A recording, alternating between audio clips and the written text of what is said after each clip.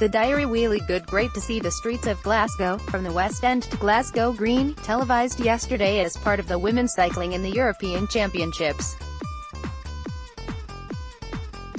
As one Glaswegian commented on social media, this road cycling through the streets of Glasgow on the telly is quality. Inspiring, and it shows the city in a lovely light, showing sights that you wouldn't really see.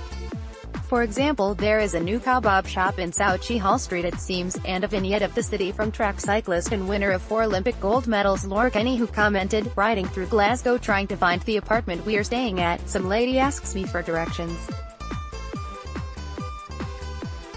I reply that I am just as lost as she is and she replies, okay, you look like you should be in the Olympics or something." Getting shirty. Motherwell fans will miss their likeable big defender Cedric Kipper, who has been sold to Wigan.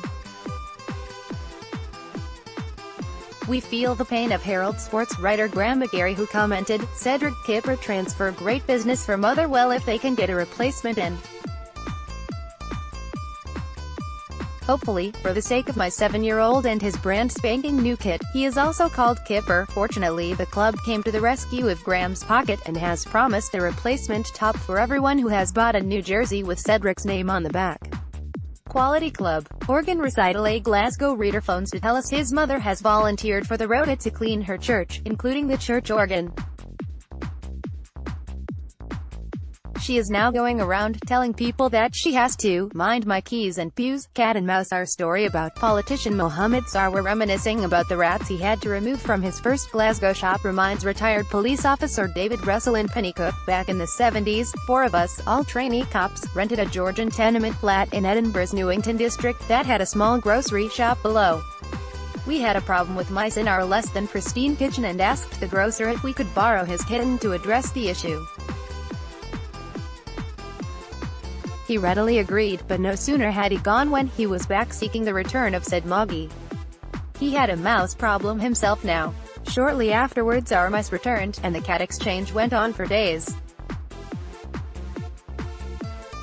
I can't remember how we solved it, possibly just by going to extremes and all getting married. Senior moment. The Fringe is now well underway, and stand-up Patrick Monahan at the Gilded Balloon tell us that he previewed his show goals at a church charity fundraiser where he was discussing the British class system. Says Patrick, one of the oldest churchgoers in the room, well into his 70s, shouted out, "I'm middle class, and before I got married I used to go out on a Friday night, drinking and not come home till Sunday, then just have a shower and go to church." We all laughed. Then his wife, also in her 70s, shouted, "I wish he would still go out on a Friday night and not come back till Sunday.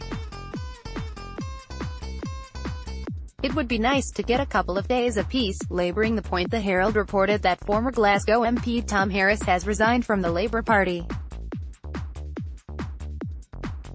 We always thought that might happen after a newspaper reported some time ago that Labour's Shadow Chancellor John McDonnell had said he wouldn't live at number 11 Downing Street, and Tom immediately remarked on social media, "You know something? I don't think it's something he'll have to worry about." Bird brain. Oh dear, thought I.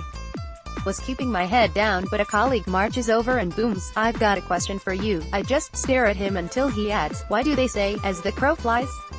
I saw a couple in the garden and they were flying wildly round in circles. Flying Dutchman nicknames continued.